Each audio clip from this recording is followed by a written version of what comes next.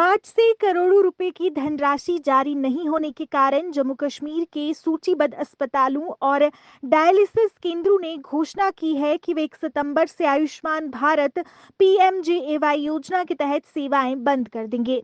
जम्मू कश्मीर भर के निजी अस्पतालों और डायलिसिस केंद्रों ने ये निर्णय धन की कमी के कारण लिया है, जिसके बारे में कहा गया कि इससे उनके संसाधनों पर काफी वित्तीय दबाव पड़ा है। इन सुविधाओं के प्रमुखों ने कहा 15 मार्च 2024 से आयुष्मान भारत योजना के तहत लगभग 300 करोड़ रुपए की धनराशि जारी नहीं की गई है, जिससे अस्पतालों का काफी नुकसान हुआ है। यूक्रेन ने जारी युद्ध के बीच अपना स्वतंत्रता दिवस मनाया। रूस और यूक्रेन के बीच संघर्ष फिर से तेज हो गया। दोनों ने एक दूसरे पर ड्रोन और मिसाइल से हमले किए। खेरसान पर रूसी सेना की गोलीबारी में एक महिला की मौत हो गई और एक शख्स घायल हो गया। यूक्रेनी वायुसेना ने कहा कि उसने 7 ड्रोनों को नष्ट कर दिया। रूसी लंबी दूरी के बम वर्षकों ने स्नेक द्वीप के क्षेत्र पर 4 क्रूज मिसाइलों से हमला बोला, जबकि खेरसान पर भी हवाई हमला बोला गया। इस बीच यूक्रेन के राष्ट्रपति वोलोदिमीर ज़ेलेंस्की ने रूस के खिलाफ कई कानूनों पर हस्ताक्षर किए। पीडीपी ने महबूबा मुफ्ती की मौजूदगी में अपना चुनावी घोषणा पत्र जारी किया। महबूबा मुफ्ती ने वादा किया कि गरीब लोगों को 12 महीनों में 12 सिलेंडर दिए जाएंगे। इसके अलावा मुफ्त बिजली, पानी और जिन गरीबों के घर में 1 से 6 लोग हैं उनके लिए मुफ्ती मोहम्मद सईद योजना फिर से लागू करना और अन्य वादे किए गए हैं।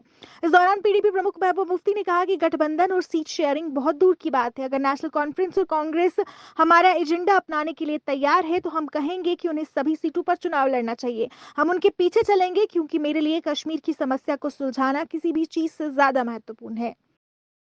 एसएसपी मोहनलाल अपने पद से इस्तीफा देकर भाजपा में शामिल हो गए। कामेश्वर मंदिर में माथा टेकने के बाद मोहनलाल भगत अपने समर्थकों के साथ भाजपा मुख्यालय पहुंचे, जहां वो भाजपा प्रदेश अध्यक्ष रविंद्र रैना की मौजूदगी में पार्टी में शामिल हुए। भाजपा ने उनका पार्टी में भव्य स्वागत किया और कहा कि उनके आने से पार्टी को और मजबूती मिलेगी। मोहनलाल भगत आगामी विधानसभा चुनाव में भाजपा के प्रत्याशी हो सकते हैं। बीजेपी ने आज फिर नेशनल कॉन्फ्रेंस की घोषणा पत्र पर सवाल उठाए और इसे लोगों के विरुद्ध बताया। भाजपा मुख्यालय में आयोजित एक पत्रकार वार्ता के दौरान भाजपा नेता देवेंद्र सिंह राणा ने कहा कि एनसी ने अपने घोषणा पत्र में आरक्षण खत्म करने की बात की है, जिसे भाजपा कभी नहीं होने देगी। इस मौके पर भाजपा नेता ने एनसी द्वारा शंकराचार्य और हरिपर्वत का नाम बदलने पर भी नाराजगी व्यक्त की और कांग्रेस पर एनसी के साथ गठबंधन करने पर निशाना साधा। कृष्ण जन्माष्टमी के उपलक्ष्य पर रघुनाथ मंदिर द्वारा शोभा यात्रा निकाली गई। इस शोभा यात्रा में भगवान के स्वरूपों की अलग अलग झांकियां निकाली गई। काफी संख्या में श्रद्धालु शोभा यात्रा में शामिल हुए। इस मौके पर कई गणमान्य लोग भी मौजूद रहे। शोभा यात्रा शहर भर से होते हुए संपन्न हुई। यात्रा में सुरक्षा के भी पुख्ता बंदोबस्त किए गए थे। रक्षा मंत्री राजनाथ सिंह अपने अमेरिकी दौरे पर हैं। इस दौरान भारत अमेरिका के बीच कई मुद्दों को लेकर बातचीत हो रही है और कई समझौतों पर हस्ताक्षर भी हो रहे हैं। इस मौके पर भारत अमेरिका ने एसओएसए समझौते पर भी हस्ताक्षर किए। रक्षा क्षेत्र में इससे काफी लाभ मिलेगा।